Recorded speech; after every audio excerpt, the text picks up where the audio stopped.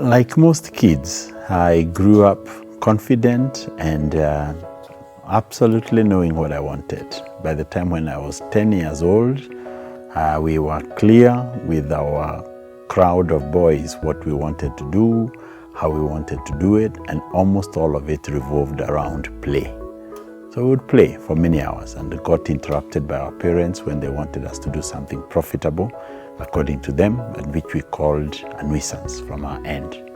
And we thought we knew what we were doing. We thought the cats, we never had toys from shops, so we used to make our own toys. And we had this toy that we used to make as a cat, sort of like a triangle with 4 wheels that we would sit on and roll down hills. And we thought it's the greatest vehicle that anyone could possibly ever own. Until my grandfather employed a young boy called Muli. He was from a different community. He came to work for him. He was maybe 1 or 2 years older than us. And Muli just laughed us to scorn. He did not like our technology. He thought we were backward. He thought that we had no clue how play cards should be made. And so he made one. And his was a small, fit, square, or rectangular form of a cart that had a revolving system on the wheels that was totally different from ours. And it went very, very smoothly. And it went very, very, very fast. My cousin thought, "Woo, we found a new dimension."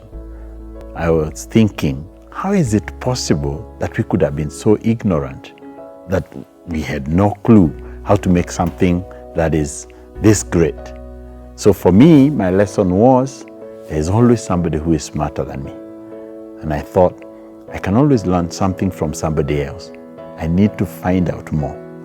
My cousin, on the other hand, was thinking all the fun that he can get from this new toy. And so we followed him to a downhill, and Muli was warning, "No, you don't take this to a hilly place that is very steep." And my cousin was saying, "Hey, you don't even know what you're talking about." And he went downhill with that cart, and it threw him high up in the air, more than 10 feet, as far as I can remember. Maybe it was not as high as that, but from my own small imagination, he was thrown into the sky.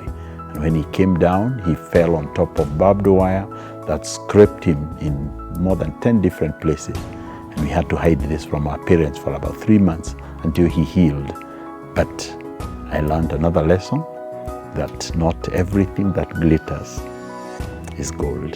You can learn good and bad lessons from different situations, whether it's a question of somebody knowing more than you, whether it's a question that you should be careful, whether it's a question that when disasters happen, that the consequences can be quite grave.